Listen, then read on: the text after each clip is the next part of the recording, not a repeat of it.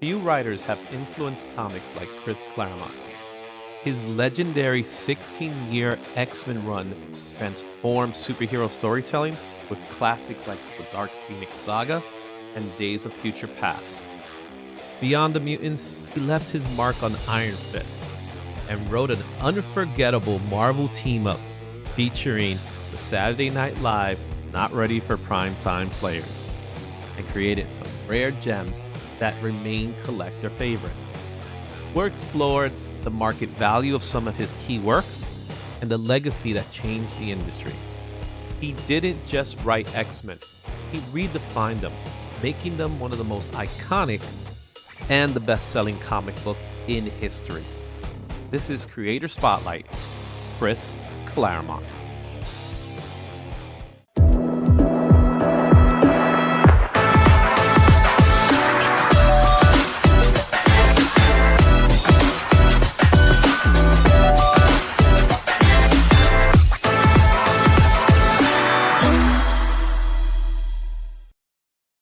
Creator Spotlight, where we take a look at different creators in the industry. Sometimes we look at writers, sometimes we look at artists, sometimes we even divert and talk about little, events that came up with like DC versus Marvel. And we're going to be doing another one soon. We will be doing another one soon. We're not going to tell you exactly which one is it, but I think you're going to like that one when it comes out.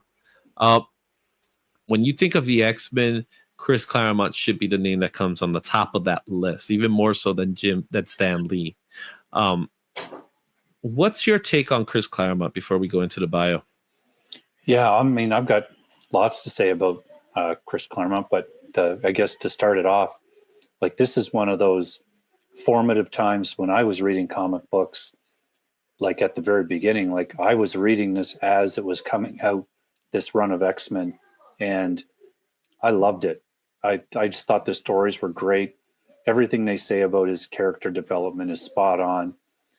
He was always putting, it didn't seem to matter to him. He was way before all the diversity talk. He was already including, strong female characters, characters from different backgrounds. That was always his thing. And there was no agenda for him with it. It was just great stories. So I was drawn to that. I loved it. I loved that run. Yeah, I agree. I think Chris Claremont, what he did for the women characters was amazing, and how he wrote them was really, really good. Being a man himself, you know what I'm saying? A lot of people say, well, only a woman could really write a woman. I'm not saying he knew how to write women. What I'm saying is that he respected them in his storytelling. They weren't just damsels in distress. They were characters that were fleshed out. We're looking at 4 of them right now in this image here that he created, that he had a hand in creating. And he was really big on the teenagers as well. So we'll talk a little bit about his teenage characters. And we'll look at some of the books that a lot of people don't even know or realize he did at one time. And yes, we will go over some X-Men books as well. No X-Men in this. Not a single X-Men book, right? I cannot do them all. I spend a long time working on this list here, making sure which books made the most sense. So I apologize well in advance if I did not get to the book that you wanted to see. So I did wanted to get books that felt like they were significant to him more than other things. So you probably won't see, like Jim Lee's X-Men or something like that. But there will be one there. But you get what I'm saying. It's like, it's about Chris Claremont and what he's done. Let's go ahead and do the biography. All right. Chris Claremont is one of the most influential writers in comic book history, best known for his groundbreaking 16-year run on Uncanny X-Men from 1975 to 1991. His storytelling transformed the X-Men from an underperforming title into Marvel's top-selling series, thanks to rich character development, complex theme, and strong female leads. Claremont co-created fan-favorite characters like Rogue, Gambit, Psylocke, Kitty Pryde, and Jubilee. He delivered classic stories like the Dark Phoenix Saga and Days of Future Past alongside legendary artist John Byrne. Right. He also collaborated with other great talents, including John Romita Jr., Mark Silvestri, and Paul Smith.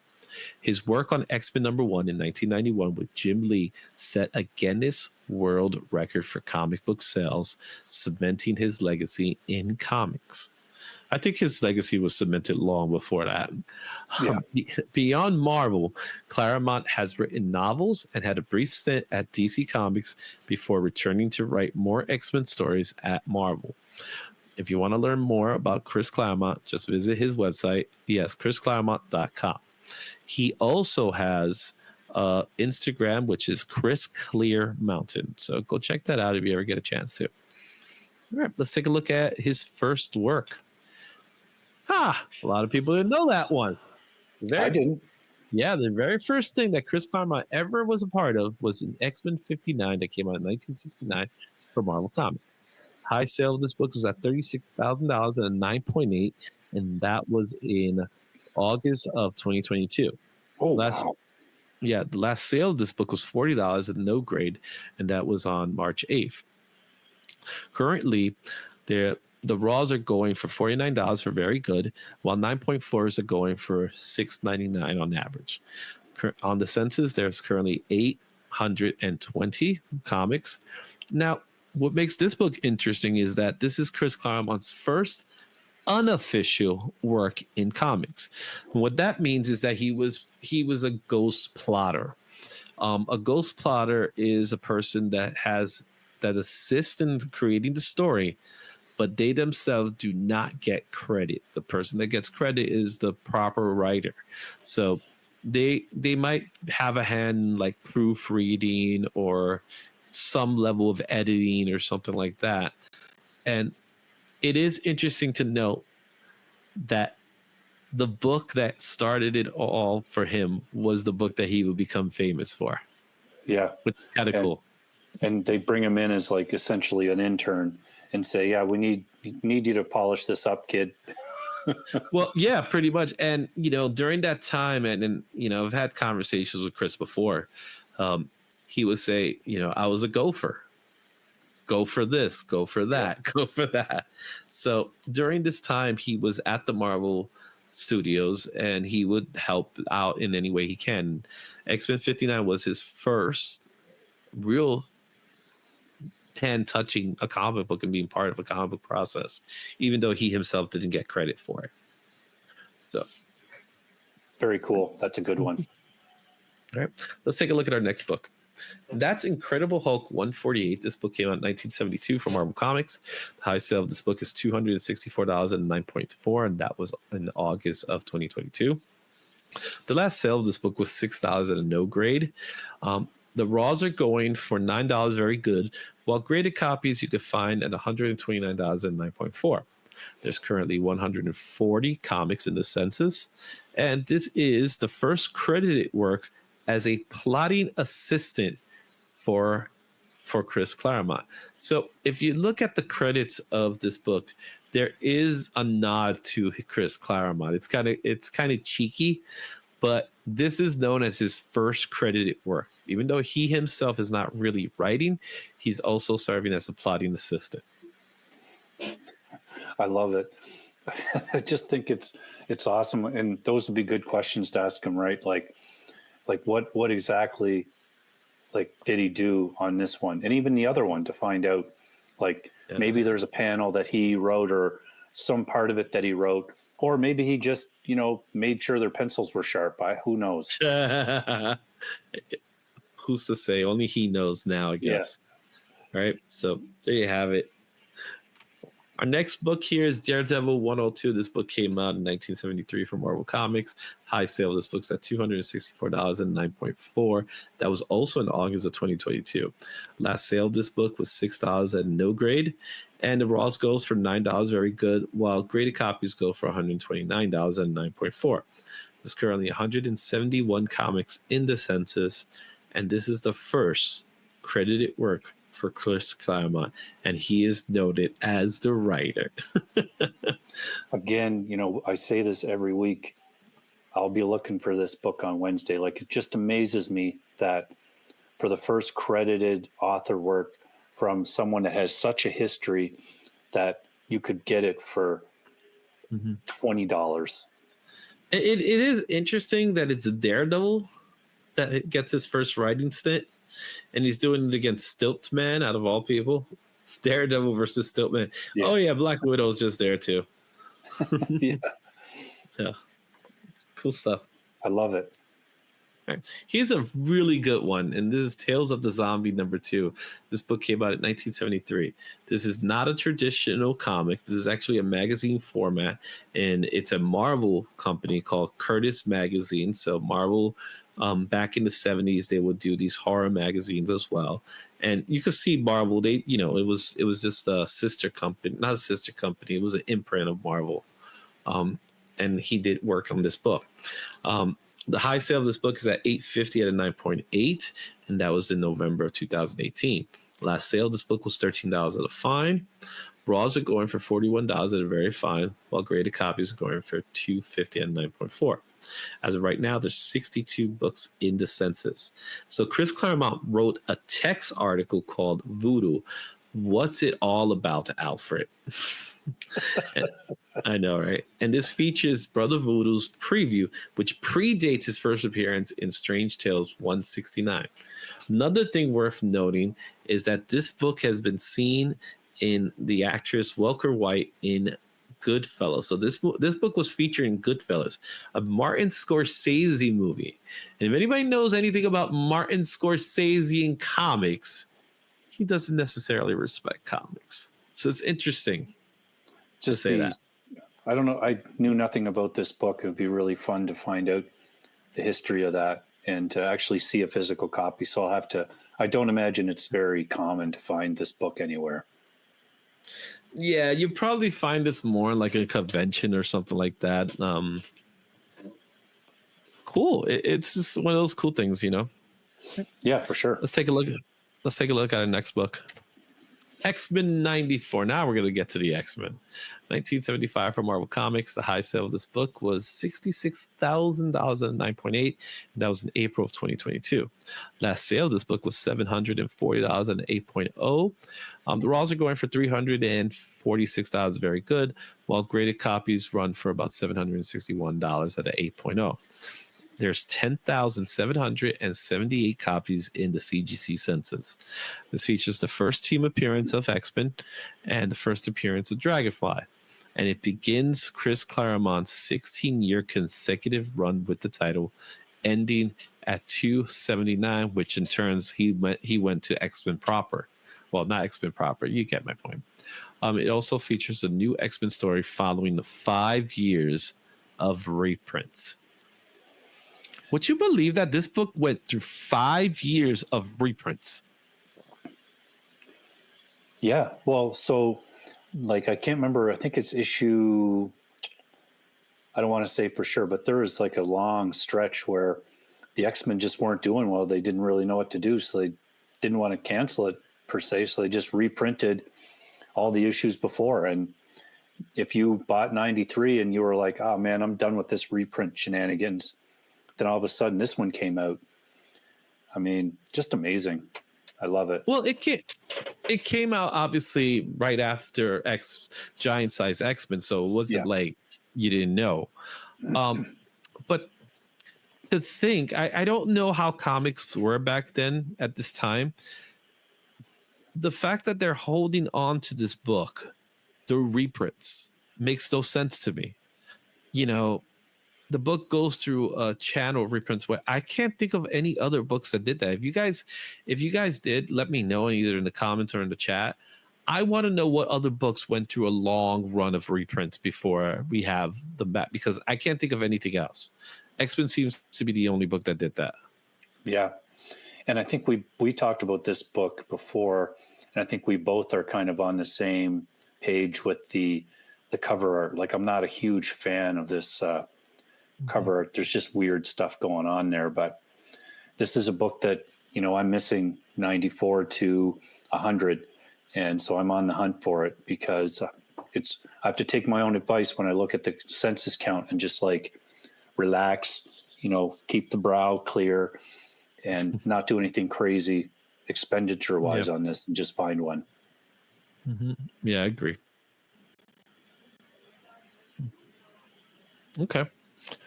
That's a good point. Thanks a lot. All right. Let's go to our next book in our list, and that is Marvel Premiere number 25. This book came out in 1975 from Marvel Comics. The high sale of this book is $300 and 9.8. That happened in October of 2017. Last sale of this book was $1 at a no grade, and that happened just recently. Raws go for $12 fine, while graded copies at 9.6 go for $110. There's 254 copies in the census. This is the first artwork on Iron Fist by John Byrne. Most notably, this also marks Chris Claremont and John Byrne collaborating, and which they would do multiple times, most notably on their iconic run on the X-Men. Yeah, this has been one. I was never a huge Iron Fist fan, so finding out this stuff is always good. And, you know, the TV show definitely, the Netflix show definitely didn't help it a whole lot. Mm-hmm. Now, he wrote Iron Fist, and he started with Marvel Premiere, but then he would eventually get Iron Fist when he has his own series. So it is a character that a lot of people don't always think of when they think of Chris Claremont. Everybody thinks of X-Men, but they forget Iron Fist was a big part of Chris Claremont's life, and he did a lot of stories with it. In fact, we'll get to one book specifically that is very important to know what Chris Claremont's doing when it comes to Iron Fist, and something else as well. So really good stuff there. This is cool because it's now we got John Byrne and Chris Claremont in the book together. Yeah. And it wasn't X-Men. All right. X-Men 96. This book came out in 1975 from Marvel Comics.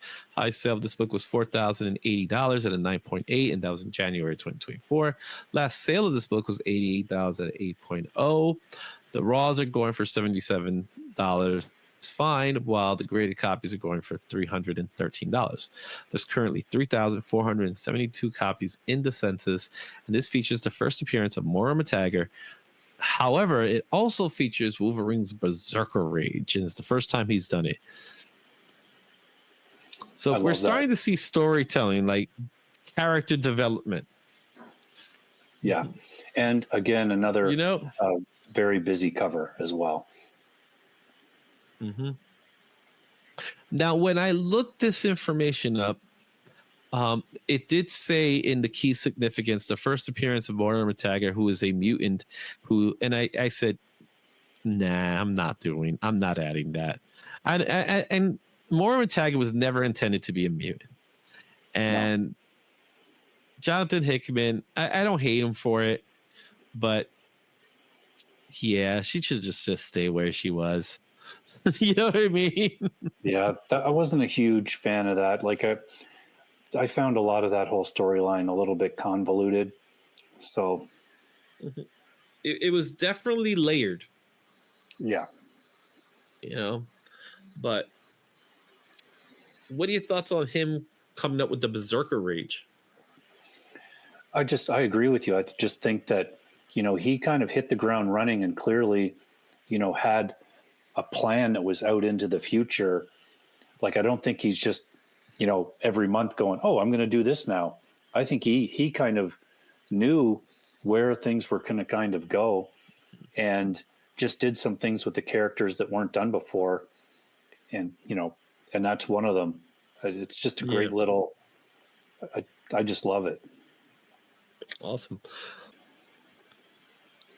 X-Men 101 book came out in 1976 for Marvel Comics.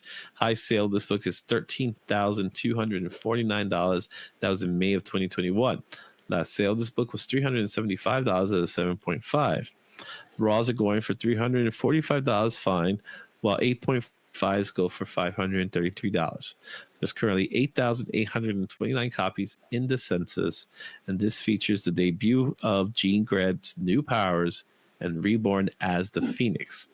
10 years later, this moment will be further developed, where the Phoenix is actually a cosmic entity of vast powers that copies Grey's physical form while placing her body in a cocoon to heal her injuries.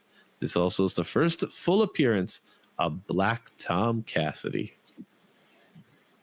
I think if I ever had to ask him a question, I have met him before, which is a separate story, but I think I would want to know what's the biggest intentional payoff and like over the longest time that he ever had, like that he planted the seeds of, and then intentionally, you know, a year or 2 or 3 down the road, like realized it, because that's a long time, 10 years to go back. And amazing. Again, I love this cover. It's a classic.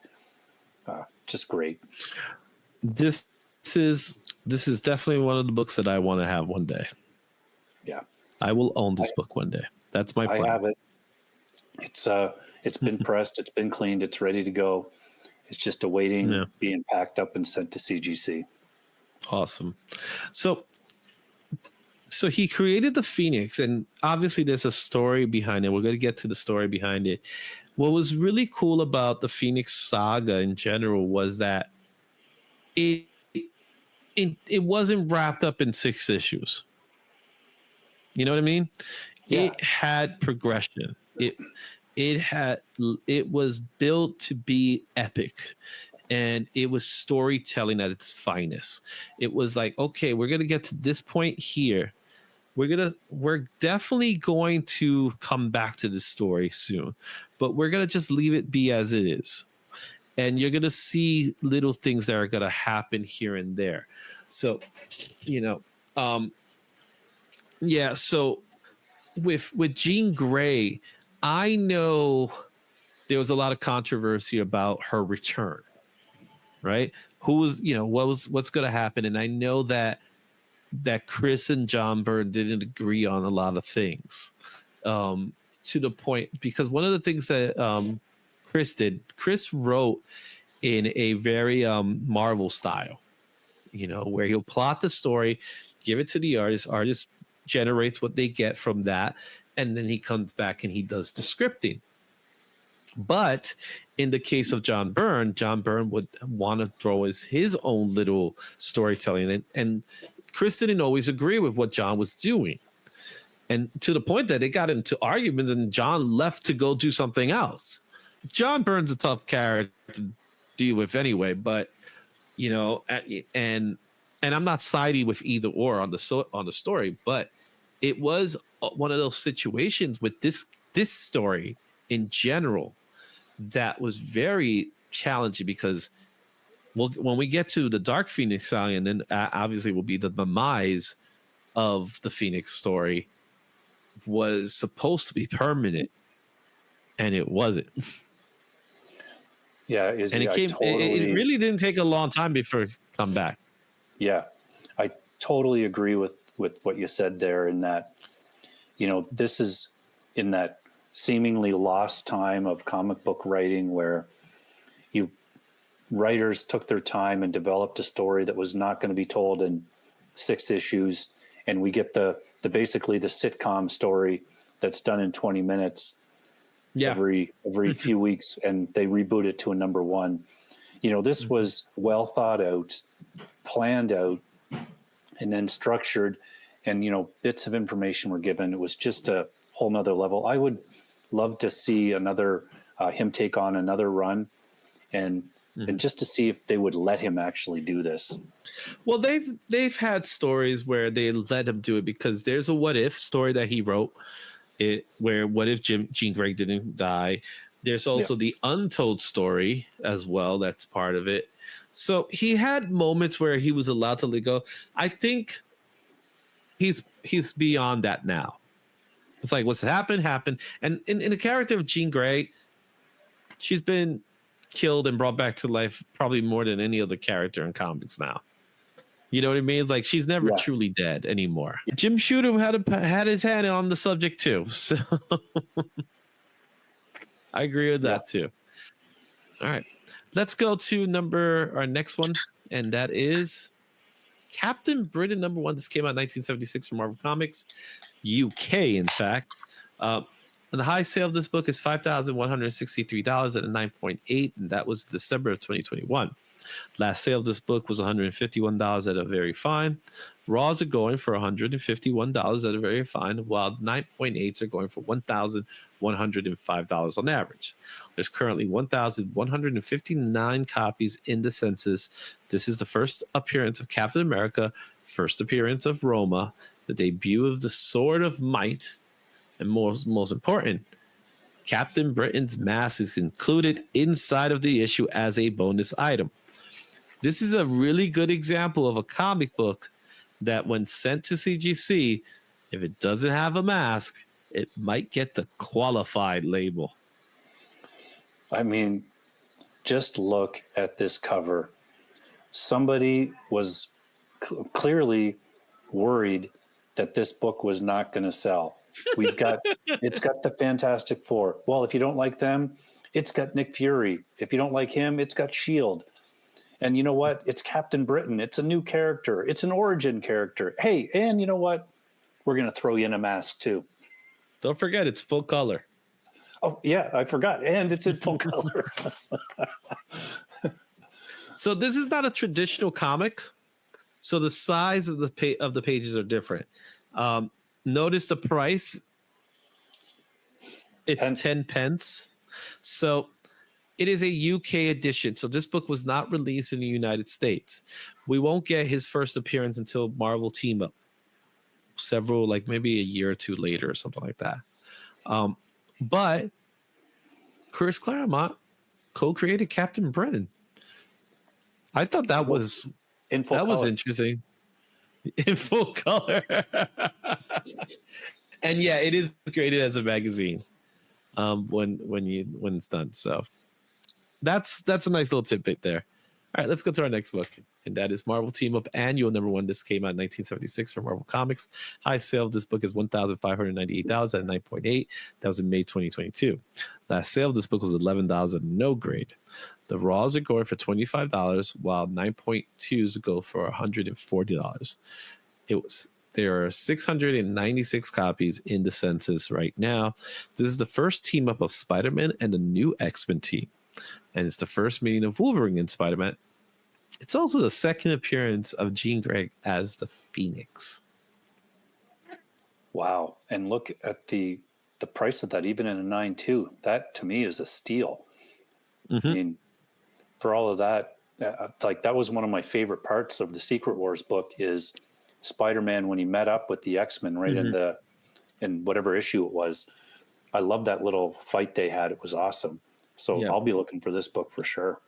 Now, I don't know if that's Nimrod or not, but it looks like a prototype for Nimrod. Yeah, you're right. Mm-hmm. So, and again, this is Chris Claremont. He's doing the writing here, but Chris Claremont did write Marvel Team Up for a long time, and he wrote X-Men. So why not put the two together? And this is the first time we get the two together. And in 1976, these were probably two of the most popular characters in comics. Yep. Yeah, for sure. Mm-hmm. Okay. And a second appearance of the Phoenix for a fraction of what the first appearance is. A little bit more than a fraction. Right. Let's go to our next book, and that is Iron Fist 14, 1977 from Marvel Comics. High sale of this book's at $6,000 and 9.8, and that was in May of 2022. That sale of this book was $152 at a 4.5, and that was in March 9th. Raws go for $344 at a very fine, while graded copies are $541 on average for 9.2. There's currently 7,754 copies in the census. This is the first full appearance and cover of Sabretooth, a mutant who will become the primary nemesis of Wolverine. I love this cover. This is a good one. I mean, it's what you want in a first cover and first appearance. Like, it's got him on the cover. It's a cool looking cover. I think it's good. I always wondered if he actually intended Sabretooth to go on to be so connected to Wolverine, like when he was in this book, like if it was a forethought or not. It's quite possible. He probably looked at Sabretooth as, wait a minute, he has a lot of similar qualities as Wolverine. So why not do something about it? You know, what I also note is that it's Saber hyphen Tooth. And they got rid of the hyphen. Yep. So that's something worth noting. All right. It took a long time to get Sabretooth into X-Men. Very long time. We don't see him into the X-Men until the 80s. So he'll get there eventually. But yeah. And he's too cool of a character not to. Mm-hmm. All right. Let's go to our next book. X-Men 108. This is 1977 for Marvel Comics. High sale of this book is $1,375 and 9.8, and that was in April of 2021. Last sale of this book was $20, no grade. Raws go by $50, very fine. Graded copies go for $231 and 9.6, and on average. The census count has 2,451, and this is the first John Byrne artwork on X-Men, which is the collaboration that started here and runs all the way to 143. We talked about this book when we talked about John Byrne. But now let's talk about it through the eyes of Chris Claremont. You get this hot up-and-coming artist. How excited would you think you will feel? Oh, well, he's worked with him before, right? Yeah. Yeah, he's worked with them before, and obviously... I don't know how things were doled out then at Marvel, but presumably there was some kind of relationship there between the two of them, because they were probably all showing up at the office then. And, maybe that's how this happened. But what a great run for both of them to have for that long. And obviously, yeah, like I've said it before, this run, it did so much for collectors because X-Men were massive in this time. Yeah, and they're only getting better. You know what I mean? Yeah. They were only getting bigger at this time. So they were, like you said, they were massive, but they didn't reach their heights until the 80s. Yeah. Well into the 90s. So but at this time, X-Men was still contained within their little pocket universe that was there, and it was just pretty much X-Men proper. There was nothing really there.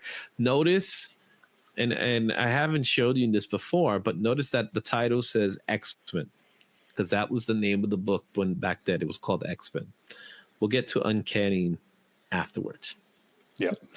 Let's go to our next book, and that is Power Man 48. This came out in 1977 for Marvel Comics. High sale of this book is $688 and 9.8. That was in October of 2021. Last sale of this book was $27 at a fine. Raw's going for $17 at a fine, while 9.6 are going for $130. There's currently 2,400. I'll say that again. There's currently $2,451.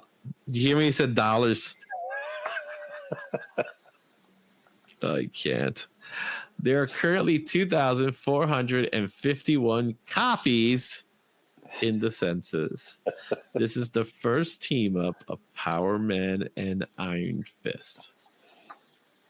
Isn't it really cool how there's just some characters that they get put together and they have a super long history like these two? Like, you wouldn't really think they would end up together, and then they do, and it's just either in the writing or the character style or a combination, and it just works.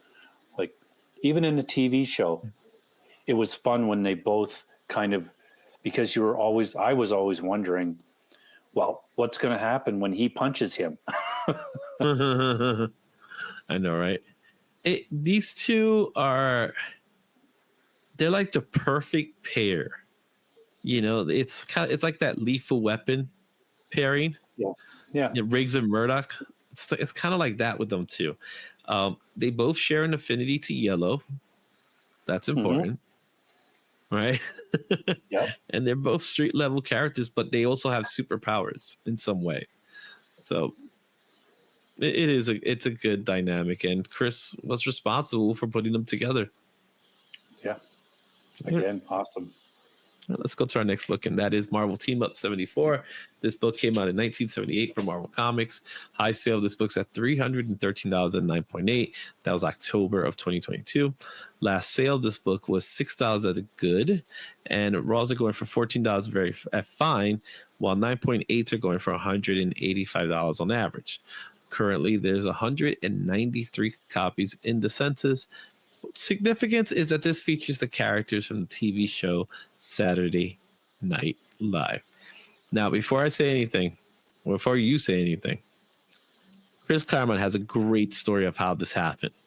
But it's worth noting that if you look at the cover, it doesn't actually say anywhere Saturday Night Live. It just says not ready for primetime players. And it makes reference to Saturday Night like Live from New York. It's Saturday Night, which is the call sign. But never does it say Saturday Night Live. And the reason for that is that the show was never called Saturday Night Live until much later in the run. So the whole term SNL didn't happen till much later. Yeah, I saw this book. I think Matt showed it on his show, actually, if I remember. I don't know for sure where I saw it first, but I was like, okay, I'm getting that book. So I ended up picking it up, and it's a pretty good copy. I think it's hilarious. It's fun. Yeah. Like I said, it is a great story. Chris tells a great story about how this happened.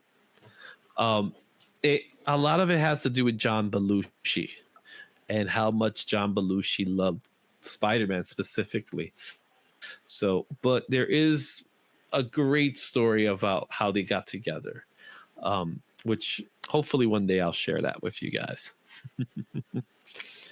All right, let's go to our next book, and that is Uncanny X-Men 129. Notice it's now Uncanny X-Men. All right, it came out in 1980 from Marvel Comics. Last high sale of this book was $6,600 at 9.8. That was in May of 2021. Last sale of this book was $94 at a 7.5. Raws are going for $144, very fine, while graded copies goes for $489. There's currently 8,287 copies in the census. This is part 1 of the Phoenix Saga. This also features the first appearance of Kitty Pryde, Emma Frost, and a cameo of the Hellfire Club. What an awesome book. When you get into this range, it's like every issue has something important about it. Like they're really starting to roll now. Did I ever tell you that I found this book in my collection? No. I have this book. Unfortunately, the copy I have is kind of beat up, but I had no idea I had this book until one day I'm just cleaning up my collection, and I'm like, and I looked at it. It took me a second. And I'm like, wait a minute. And then I was like, oh crap, I got this. So I'm happy to say I have a copy.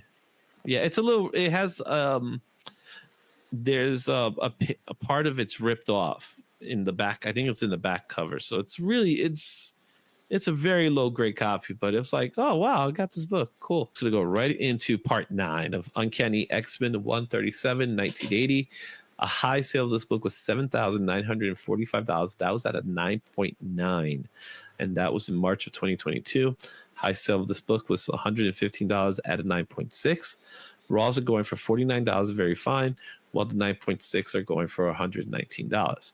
There's 5,994 copies in the census, and this is the final part of the Dark Phoenix Saga. Obviously, an iconic cover by John Byrne, the death of Jean Grey, and there is a controversial issue due to Jean Grey taking her own life, knowing she will not control the Phoenix Force. This whole kind of run, like Claremont's whole run, at some point, I'm going to just start from 94 and just read the whole thing through again. And like, I love the Phoenix storyline, so that would be fun to get to. I do have a digital copy of that whole run, the entire run. I'm talking about a large file. Someone gave it to me years ago, from 94 to like, I can't even tell you what number it ends, but it was very long. And This to me, this is one of my favorite covers. One of my favorite covers. I absolutely love this cover. It says so much with so little. You know what I mean? And then right in the bottom, the Phoenix must die. Yeah. You know? I love how it's got his optic blast is highlighting the characters over on the left there. It's great. Yeah, really good composition as well. So great stuff from John Byrne. Okay. Uncanny X-Men 141. This came out in 1981. A year later, would you believe that? From Marvel Comics.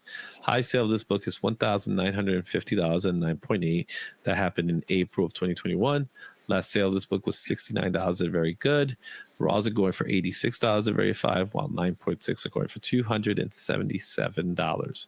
There's currently 9,101 copies in the census, and this is part 1 of Days of Future Past, which also features the first appearance of the Brotherhood of Evil Mutants. Destiny, Avalanche, and Pyro also make their first appearance. This also has the first appearance of Rachel Summers, who is the daughter of Scott and Jean Grey. This one was kind of like the first type of reading experience with the X-Men, with the whole time travel thing for me. And I loved Rachel Summers' character. I thought she was so cool. And just, again, mysterious at first. They didn't give a lot away.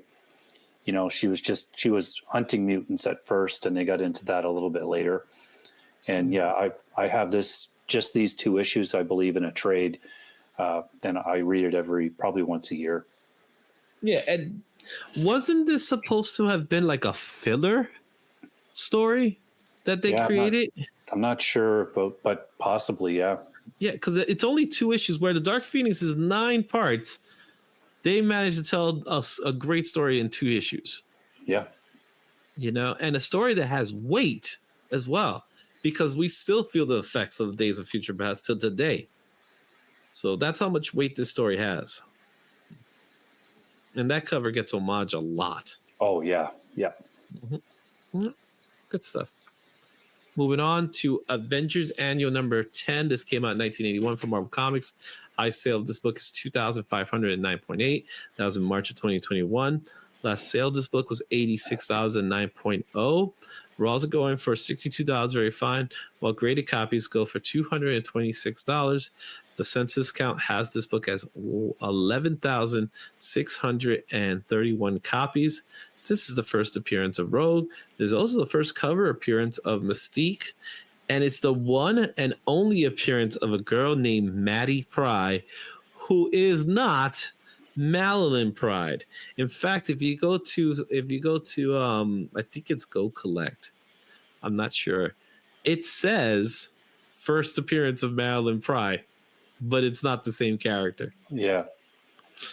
Well, this so much not good with this cover.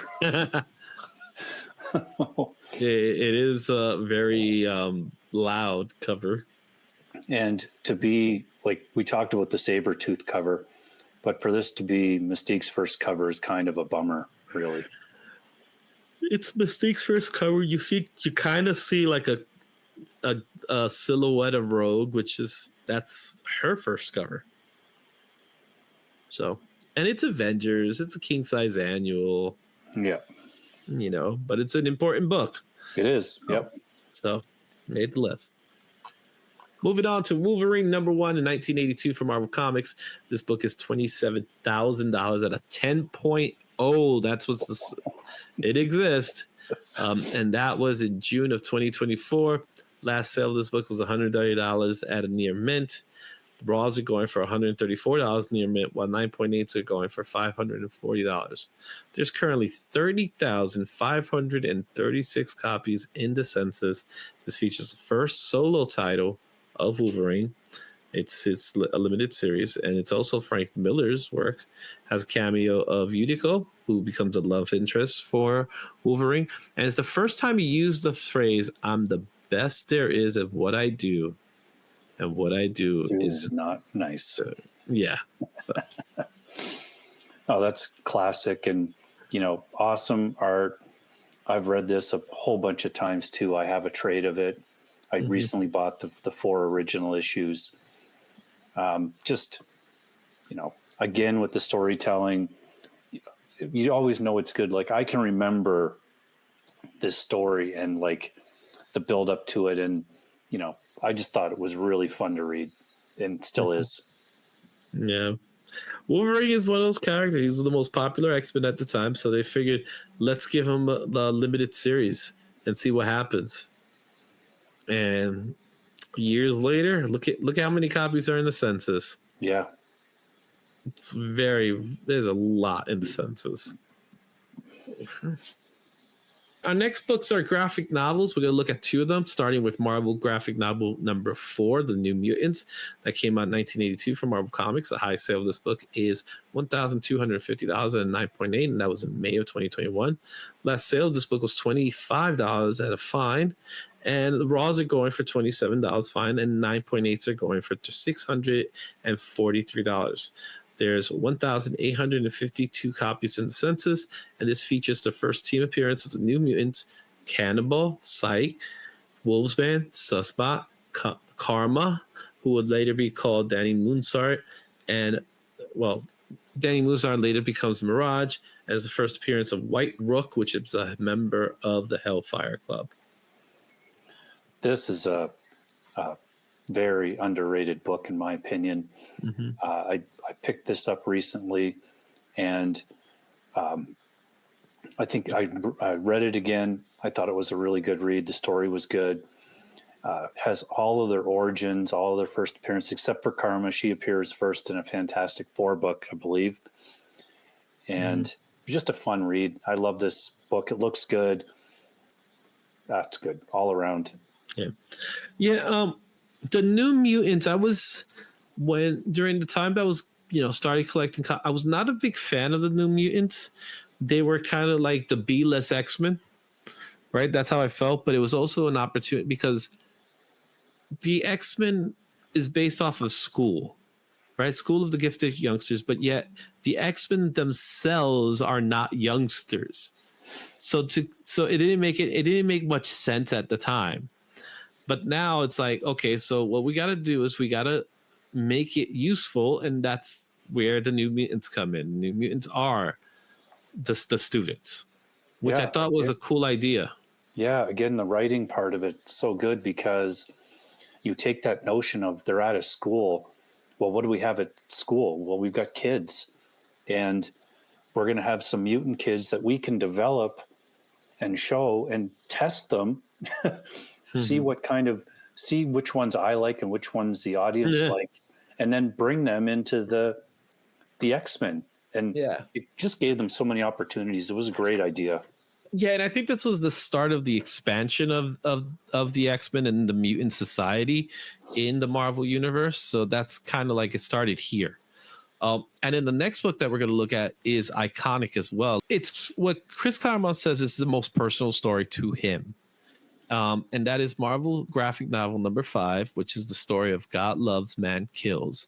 This came out in 1982 from Marvel Comics, and the high sale of this book's only at $330 at 9.6, and that was in November of 2023. Last sale of this book was $250 at 9.8. Raws go for $42, while graded copies go for about $240 at 9.8. There's only 422 copies in the census. It is a magazine style format. It's the first appearance of General William Stryker and a team appearance of the Purifiers. This also features Kitty Pryde. Changed her name to Ariel and was formerly known as Sprite, and she also gets a new costume.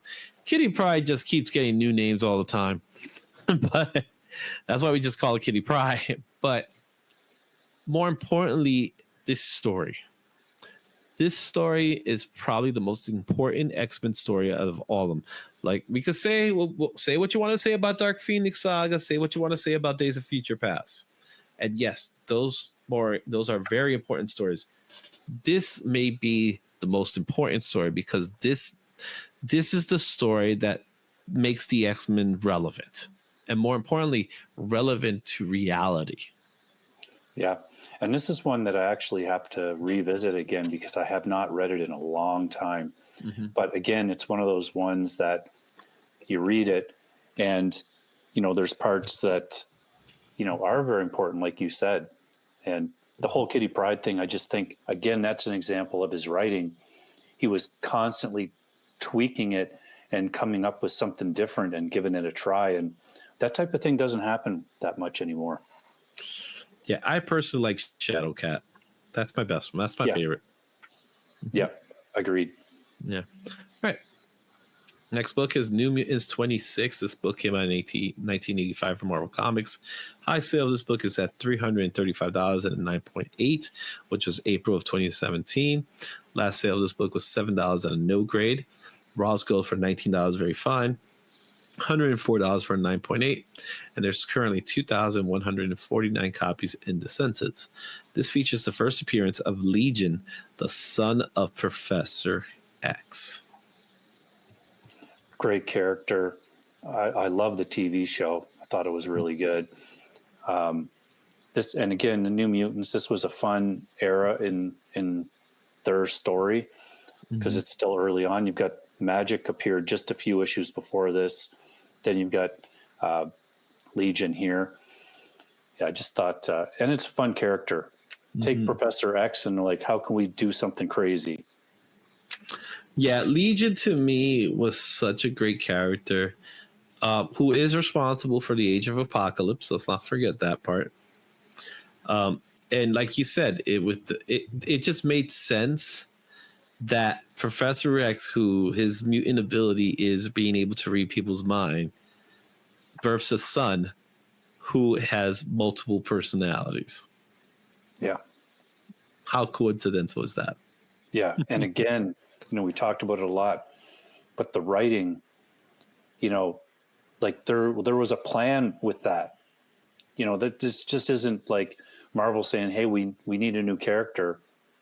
This is definitely, in my opinion anyway, all driven from Claremont's ideas of what he wanted to do. So very cool. Yeah, agreed. All right, let's look at our next book, and that's Uncanny X-Men 201. This book came out in 1986 from Marvel Comics. High sale of this book is $200 at 9.8, and that was in March of 2023. Last sale of this book was $15 at a fine. Raws are going for $13 at a very fine, while 9.8s are going for $98. There's 2,429 copies in the census, and this features the first appearance of Nathan Summers as a baby who will grow up to become Cable. And not mentioned there, but again, with the story development, you've got Storm and Cyclops battling for the leadership of the X-Men. And I remember this issue very well. Like, she has no powers. This is her no power phase.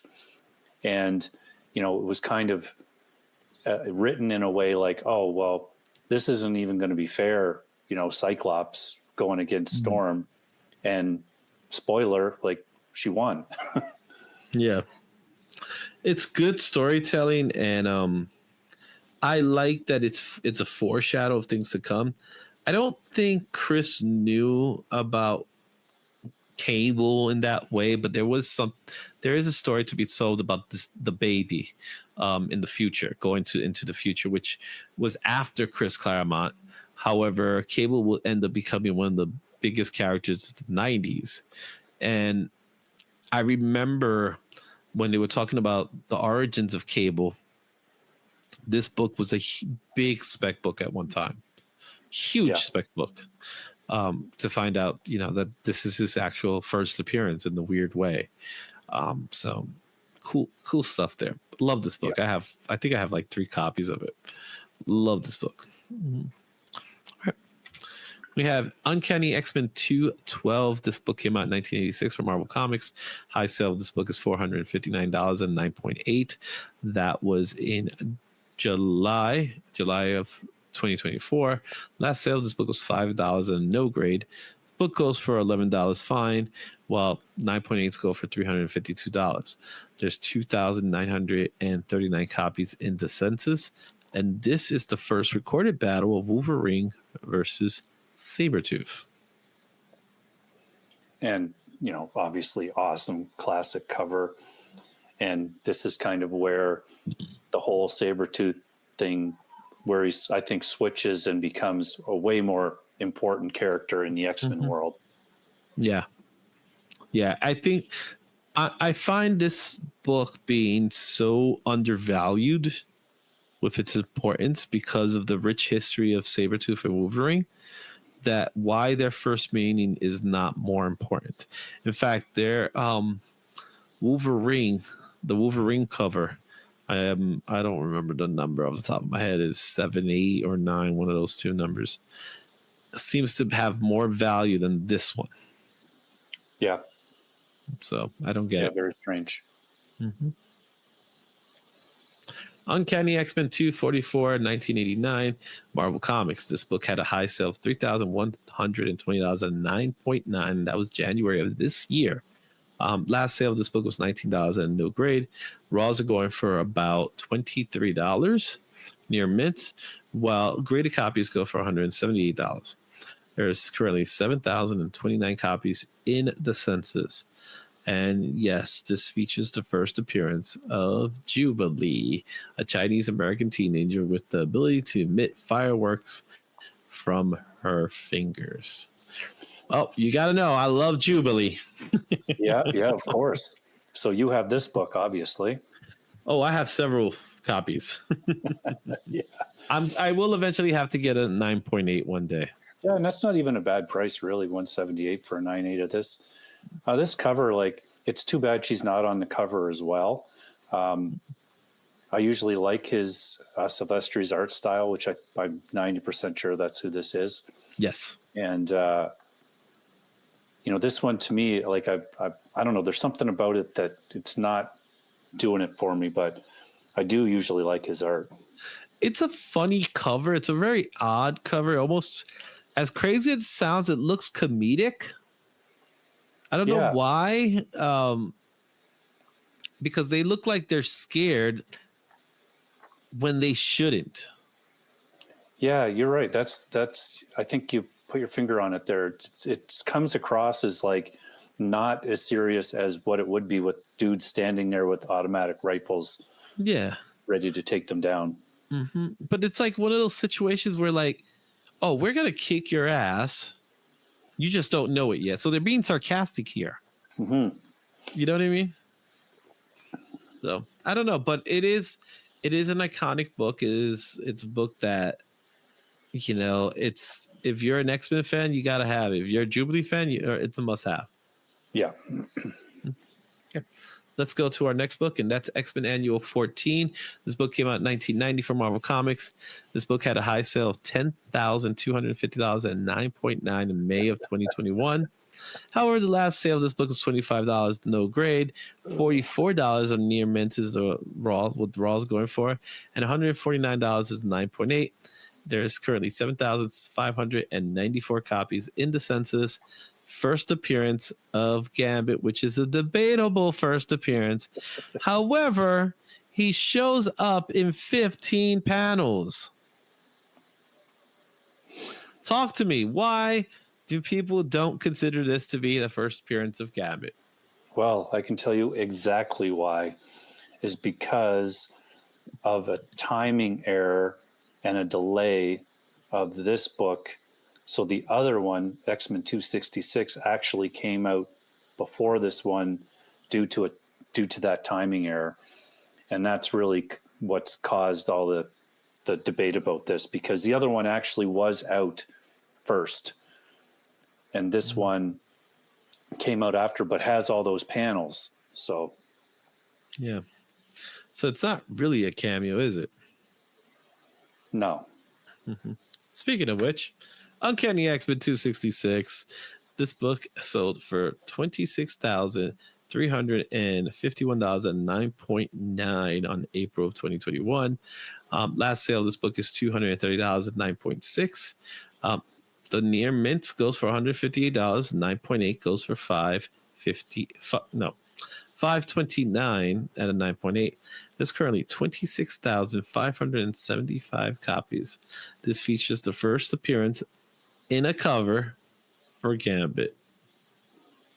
And I get it. Like I own this one as well. I own the other one. I have the other one graded. Yeah, I have both too.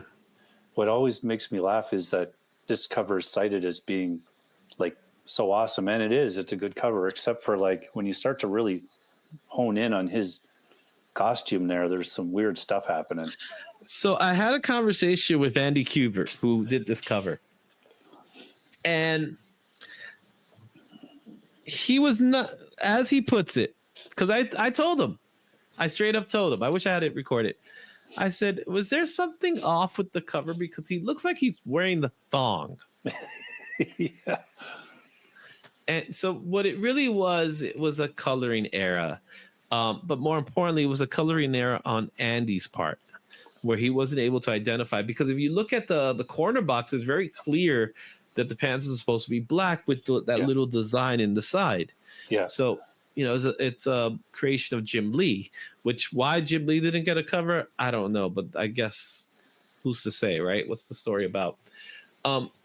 Today, it's an iconic cover, of course, but it is very strange because of like, he never has that costume in that format ever. Yeah. Really, just the trench coat is the similar thing across the board for him. Yeah. So, yeah, but he does look like he has a thong on. It's like, why would anybody walk around like that? All right. X-Men #1, 1991 from Marvel Comics. High sale of this book was at $3,000, and the one that was on sale for $3,000 is the cover C, which is the one that we're looking at right now. That was in February of 2025. Last sale of this book was $5 at a fine. Near mints go for about $8. 9.8s go for $70. There's currently 24,037 copies in the census. The best-selling comic of all time, with sales of 8.1 million copies. I will say that, if you paid $3,000 for a 9.9, I don't know, you've got a lot of money. It didn't happen once; it happened twice. Yeah, like I would like to get all of the covers in a 9.8, like the regular covers. I mean, not these crazy ones. But that's nutso. It is. It's an iconic story.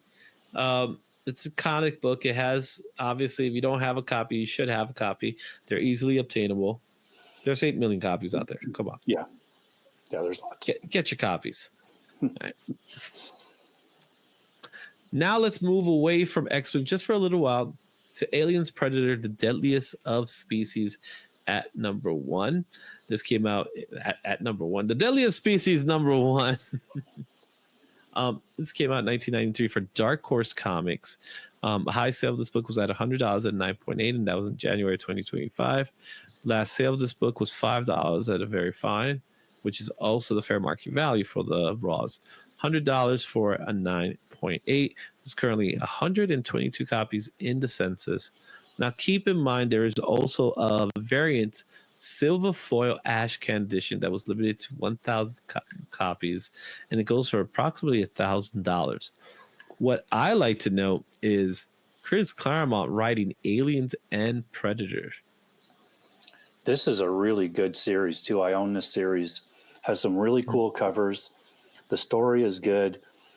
Why they didn't use some part of this for the movie, I don't understand.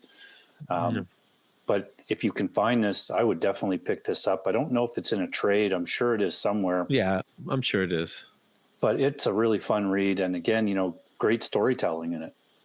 Yeah. So around this time, Chris was away from Marvel for a little while. He will return. We'll talk a little bit more about that return a little later. He will return to Marvel afterwards, but he was doing other projects. So he did some Dark Horse stuff. He was doing he did some work with Image. It was his opportunity to get away from X-Men, and to really spread his wings as a writer. But like everything else, when you're so embedded to something, it's kind of hard to get away from it, if that makes sense, So let's take a look at our next book, Wildcats #10. Came out in 1994 for Image Comics. High sale of this book's $120 at 9.8, which is also the fair market value. The book goes for about $3. It's a dollar bin book. 28 copies in the census, but this also reunites Chris Claremont with Jim Lee on Wildcats. And what a booty shot we got there. Yeah, this is peak 90s, right? This is foily, scantily goodness, if you call it goodness. Sister Zealot, I remember that she went by. How do you like the Wildcats? I enjoyed it at the time because this was, again, we were just talking about the whole beginning of Image, so they were just doing all this crazy stuff. Mm-hmm. And I didn't mind it. They did bring this character back into regular DC kind of land, I believe. So she is back. She is one of my favorite characters, but every time I see her, this is what Storm and Psylocke will look like together. Yeah. So, but I was always I was a fan of Wildcats. It's very obvious they were a knockoff of X-Men, but there was like a war and things like that. So they try to make it different, but I always enjoyed the Wildcats. They were always fun team. Sovereign 7, this came out in 1995 for DC Comics. High sale of this book is $40 and 9.8, and that was in March of 2022. Last sale of this book was $3 at a fine. However, this book goes for about $1. It's a $1 bin book. The graded copies, $23 is the average, and there's only 20 in the census, and this is the first team appearance of the Sovereign 7. Here's something that's worth noting. It's the first creator title in the mainstream DC universe of storytelling, and it was created by Chris Claremont. So when Chris Claremont left Marvel, DC approached him for doing a title, and they gave him creator rights. That's for huge. Sovereign 7, which is huge. And then they're part of the DC universe, mainstream universe. So yeah, and this is kind of one of those, when you want to look at why, some characters don't pop up in places, it's, not so much a desire not to have them. It's that the company doesn't want to pay the owner of the character. And I think this is one of those circumstances, because I have this series. I bought all of them. I think it's good. You can tell that, they weren't happy with the sales at first because they expected, X-Men level stuff. But I don't think that they really gave them a chance to, get the story going. And now I don't think any of these characters play a role in anything DC does. And I think it's mainly because they don't want to pay them to do it. Yeah, and it was weird. It was a weird move to give them creator rights for something. Now, again, I'm all for it, but I would have figured Sovereign 7 would have been an Image book rather than a DC book, right? Yeah. So it wasn't. DC took it. They allowed him to keep the rights for it, and the end is history. And it's in the dollar bins. Yep. Heroes Reborn, Doomsday #1. This came out in 2000 for Marvel Comics. A high sale of this book is $65 and 9.8. It came out, and that was in November of 2024. Last sale of this book was $5 at a no grade. Raws are going for about $11 in money or mints. 9.8s are going for $65 on average. There's currently 18 in the census. This is the first appearance of Lancer, the average person turned into something akin to a herald in service to Doctor Doom. But what's most notable is that Doomsday is the subtitle of the 2026 Avengers film, but the story is unlikely to inspire the plot of the movie. Is this the case where this book was a spec book because of its title? But what's more important is that Chris Claremont wrote it, because at that time he was writing Fantastic Four. Yeah, I've never heard of this book, so that's really interesting. But it's one of those, I think it's a case of, whether they knew it or not, when they came up with this title, like someone at Marvel probably said, "Oh, we had a book called that." And they're like, "Oh, we just like the name." It could have been a situation like that. Yeah, I'm sure. And there are people that are trying to hunt this down for that reason only, too. Extreme X-Men #1. This came out in 2001 from Marvel Comics. The high sale of this book is $75 and 9.8. Last sale of this book was $2 near mint. That's also the fair market value of this book. This book is $44 and 9.8. There's 78 copies in the census. This features the first team appearance of the Extreme X-Men, which included Storm, Beast, Bishop, Sage, Psylocke, Thunderbird, which is also Shara. It's also the first appearance of Vargas, the next step in human evolution. I really like this series. I think that there's some people that don't. Like, I thought it was good. The covers were always great. Yeah. Like, I just flipped through it recently. I was looking for something and came across the whole run of it. And I was like, oh, wow, this is all good stuff, like art-wise. So it's another one that's on my list to revisit this and read it again. Yeah. So Marvel came back to Chris and say, hey, we want you to do a book. And he says, I want to do the book the way I want to do it. And this is the result of that. Extreme X-Men he practically had full control of the X-Men. So they gave him free range to do what he want. He asked for these characters. These are the characters he wanted to work with. And that's what he did. There is debate whether it's in continuity or not. Because it was at a strange time in Marvel Comics where we're getting new X-Men and things like that. So it's kind of hard to know that. However, I personally enjoy it. I think the artwork, like you said, was stellar at that time and it has some great covers. So it's a nice little part of him getting back to the X-Men. He started working for X-Men proper for a little while, but it was never the same as it once was. So... And here's one that really stood out to me, and that's JLA Scary Monsters #1. The book came out in 2003 for DC Comics. A high sale of this book is $39 and 9.8. Now that's with an asterisk, and that was in June of 2019. Last sale of this book was $3 at a very fine. Raws are going for $4. It's really a dollar bin book. The fair market value for a graded copy is $39 and 9.8. Notice the asterisk. It's a CBCS. As of today, there's no known copies of this book in the census. And it does not feature the first team appearance. That's only 2. That's good. 2. Chris Claremont on JLA. Yeah. I'll look for this book. Like, the art looks good. Might be hard to find. Yeah, you can tell that, like, I have never even heard of this book. So neither did I after today. When today was something the first like time that, I saw it. Yeah, when something like that happens, it's kind of like, okay, this is going to be a little bit harder one to find. Mm-hmm. When they told him, "Hey, would you like to do the Justice League?" He didn't get the small band. He got the heavy hitters. Yep. I honestly thought it was cool, but for some reason it didn't work. Yeah, I'll have to read it and see what it's about for sure.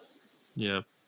So, and he eventually goes to JLA and he starts working with John Byrne again with JLA proper. I didn't cover it because we covered it last time, but that magic wasn't there anymore. Yeah. So it turns out that was the case, and that was the case with this one. And then finally, I figured we might as well end with this one. That's Chris Claremont Anniversary Special #1 that came out in 2021 for Marvel Comics. High sale of this book is $25 at a 9.8. That also happens to be the fair market value. That was in August of 2021. The last sale of this book was $2 and no grade. And this is a dollar bin book. It's cover price. There's 17 copies in the census. And it's Chris Claremont returning to the New Mutant, a team of characters he created in 1982 and developed through issues 54, at which time Louise Simonson took over writing. And it's just kind of like paying tribute to Chris Claremont, which I think was really cool for Marvel to do that. And I just checked. I actually own this book. Really? I do. Yeah. Oh, wow. That's cool. So there you have it. What's your thoughts on this one? I'll go back and read it again. I mean, I would have solely bought this when it came out just based on the name on the book. So I'm sure that's what a lot of people did. Yeah. I'm sure that's what happened too. All right. With that said, that's our creator spotlight, Chris Claremont. We hope you enjoyed this look into the history of Chris Claremont, what he's done for the industry, specifically what he's done with the X-Men and everything else that came along before and afterwards. Let us know in the comments what you think. Make sure you hit that like, subscribe, all that fun stuff that goes along with it. We thank you for your time with this one.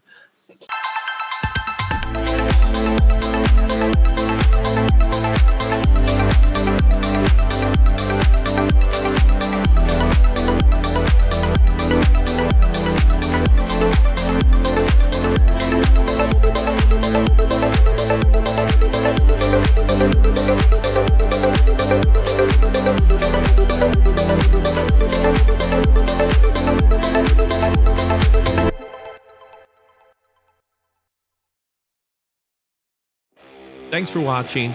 Don't forget to like, comment, and subscribe for more comic content.